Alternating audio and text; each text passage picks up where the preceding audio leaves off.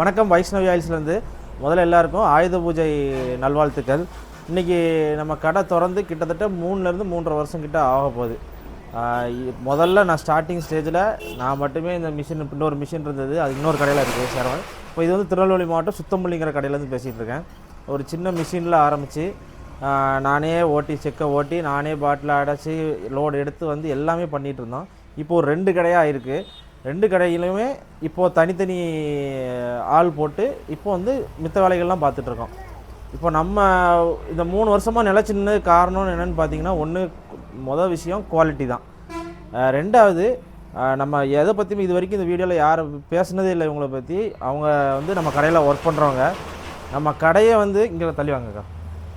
நம்ம கடையை வந்து நான் என்ன வேலை பார்த்தாலும் சரி, நான் வெளியே எவ்வளோ தான் அலைஞ்சாலும் சரி, இங்கே உள்ளேருந்து பார்க்குறக்கு ஒரு ஆள், மெயினான ஆள், நம்ம கடையை பார்த்துக்கிறக்கும் சரி.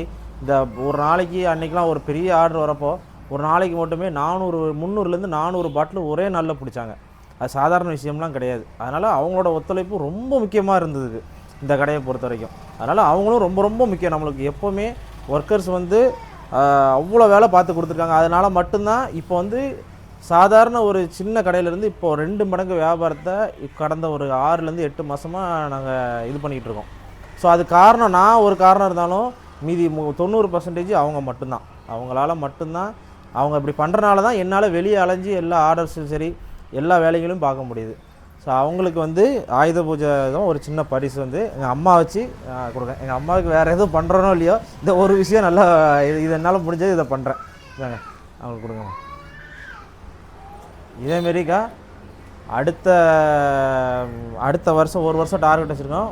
உங்களை மாரி 10 பேர் சரிங்களா வேலை பார்க்கணும், பெரிய நிறுவனமாகணும். உங்கள் சம்பளம் தெரியும், நீங்கள் வரப்போ என்னால் குறைய தான் கொடுக்க முடிஞ்சது, கம்மியாக தான் கொடுத்தேன் உங்களுக்கு சம்பளம். ஸ்டார்டிங்கில் என்னால் கொடுக்கவும் முடியல.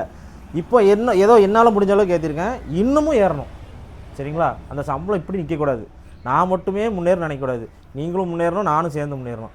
அந்த சம்பளத்தை மட்டும் போதும், இது வந்து கான்ஸ்டண்ட்டான சம்பளம், ஸ்டெடியாக இந்த ஊருக்குன்னு ஒரு சம்பளம் வச்சுருக்காங்க, இந்த சம்பளம் தான் அப்படின்ட்டு இந்த ஊர் நிர்ணயிக்குது. அப்படி கிடையாது. யாராக இருந்தாலும் சரி, ஒரு சம்பளம் கிடையாது. அது கூடிக்கிட்டே தான் இருக்கணுமே தவிர அந்த இடத்துல அப்படி நிற்கக்கூடாது சரிங்களா. இப்போ பார்த்தோம். இப்போ வந்து இது வந்து திருநெல்வேலி மாவட்டம் சேரன் மகாதேவிங்கிற ஊரில் லொக்கேட் ஆகிருக்கு.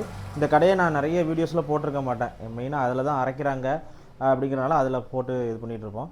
ஸோ இதில் வந்து சேரன் மகாதேவி ஊரில் லொக்கேட் ஆகிருக்கு. இதில் ஒர்க் பண்ணுறவங்க வந்து இவங்க என்ன மாதிரி விஷயங்கள் பண்ணுறாங்கன்னா, அக்கௌண்ட்ஸு ஃபுல்லாக என்னென்ன அக்கௌண்ட்ஸ் யார் யார் பேலன்ஸ் தரணும், அமௌண்ட் எழுதுறது, கம்ப்யூட்டரில் ஃபுல்லாக என்னென்ன விஷயங்கள் பண்ணணுமோ அவ்வளோத்துக்கும் சப்போர்ட்டாக இருக்கிறது இவங்க மட்டும்தான்.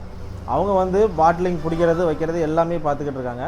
இவங்க எந்த மாதிரி சப்போர்ட்னா, ஃபுல்லாக அக்கௌண்ட்ஸு யார் யார் எவ்வளோ பேலன்ஸ் தரணும், பில்லு போடுறது, பர்ச்சேஸ் எழுதுறது எல்லாமே இவங்க தான் பார்த்துக்கிறாங்க.